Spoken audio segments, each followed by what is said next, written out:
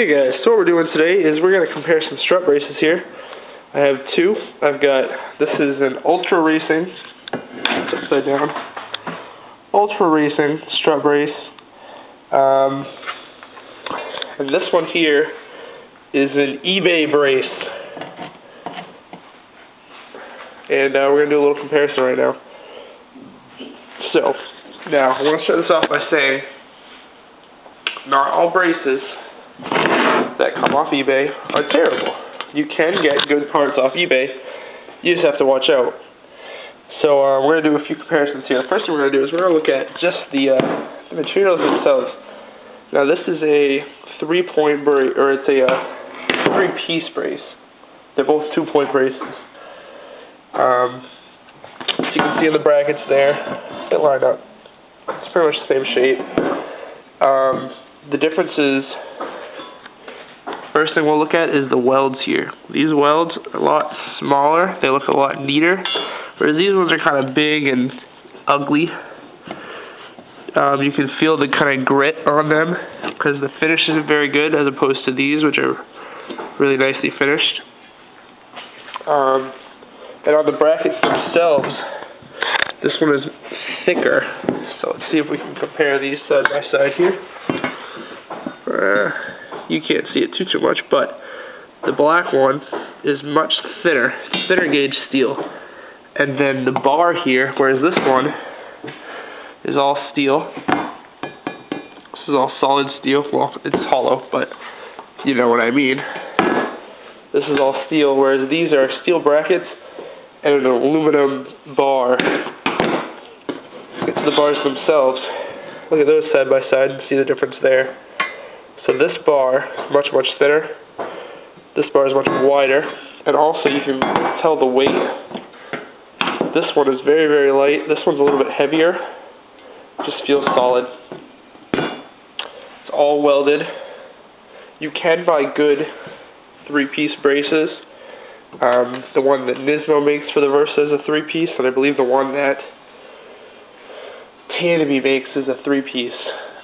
So there are good brand name companies that make 3-piece braces. Don't let that discourage you. But look at the way it's mounted.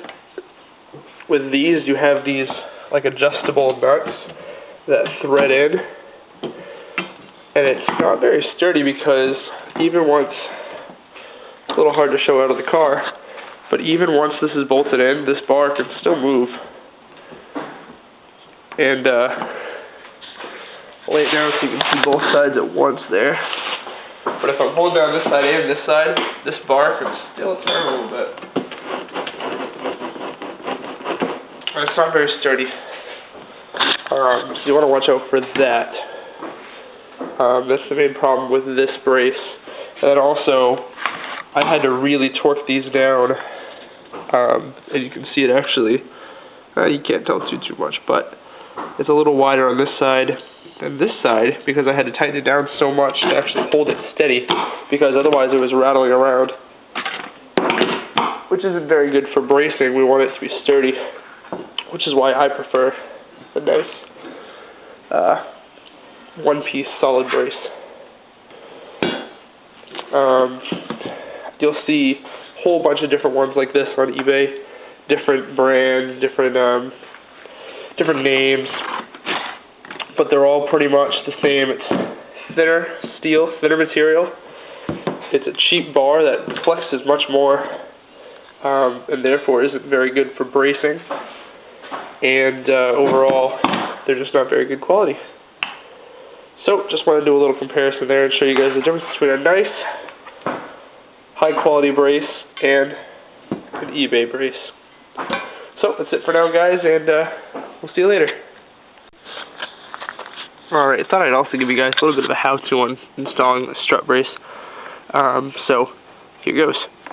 It's pretty straightforward. First, you got to remove the strut bolts on the strut tower. Obviously, only remove the ones that you need to. Don't worry about the strut tower moving around too much because it's still held in place here just by the pressure of the weight of the car. So you don't have to worry too much about it moving. Also, you're not doing all the bolts. First thing you'll want to do, get all your bolts and just kind of put them in a few threads. Don't have to put them in tight right now. And the point of that is we want to make sure there are no alignment issues.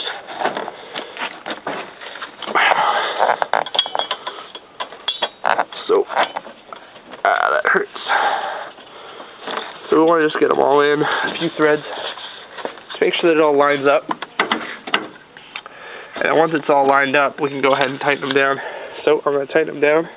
I'll get back to you after. Alright guys, so we got it all installed. So what you'll see now is, if I'm shaking this, we shouldn't see any flex at all. And actually by grabbing here, I can move the whole car. And that's what we want to see. We want to see it nice and tight. So that's basically how to install a strut bar. It's pretty simple.